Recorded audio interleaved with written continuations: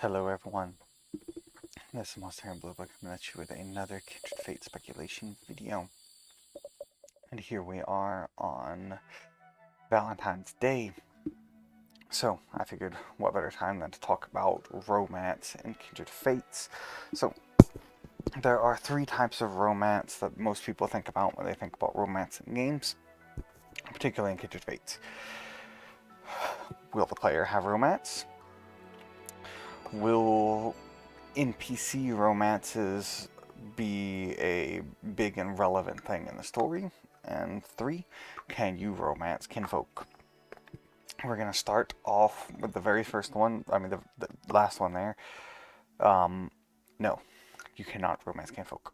The devs have talked about that. Not only can you not romance kinfolk, but no one can. It is just something that doesn't happen in the world. It doesn't exist, period.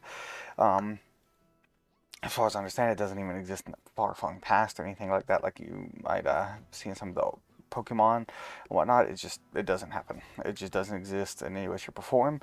And as far as I understand, from what the devs have said, it has never existed and will likely never exist. But that's all we're going to talk about on that because the devs made it clear they didn't want this to be a conversation. So, about romance with other humans and the player character specifically. If I had to guess, I would say no.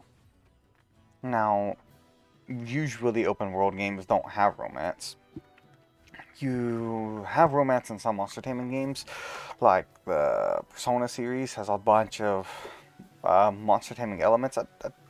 I hesitate to call it like pure monstertaming, but it has a lot of monstertaming elements, and it has romance that is kind of like a side thing for it. Then you have some games that are upcoming that are taking inspiration from Persona, which from also from games like Laxadays, and they might have romance. It also takes inspiration from games like Mass Effect and BioWare type games. Also have romance, but once again, they're not really open world in the traditional sense most of the time. At least most of their games aren't, and the romance in those games seem to be a little bit less impactful than into other games like visual novels, even. And Kindred Fates definitely falls into that category of a more open world game, which will probably have less of a focus on personal relationships with other characters in the world, rather but focusing on the story, the lore, the quest, the combat, and so on and so forth. The only companions that you're probably going to have in Kindred Fates are your kinfolk, and as we were talking about, that's not an option. So you kind of have to ask the question of where would this even start or possibly come from, or like where would you find the time? And that could be this. Like I said, I don't think it's going to be there. But if it was, I think it might have something to do with the fact that you can acquire a house somehow. Player housing is a thing. Founding your own guild is a thing. And that could be like a meeting point for companions, maybe, or romantic interest, or perhaps you just go visit their town. And as far as we're aware, there's nothing going to be like pressing you forward that you have to constantly move onward. Like you should be able to go back to towns and revisit them again, at least from what we understand right now. So that could be an opportunity. Now, how would it actually work? Well, I think it would be more shallow than expansive, like I said with some of the BioWare games, and to a lesser extent Persona or something like that. But I think it would be much more shallow than Persona, and probably even more so than BioWare games. Maybe something along the lines of Fallout 4, which is barely tacked on if it did exist.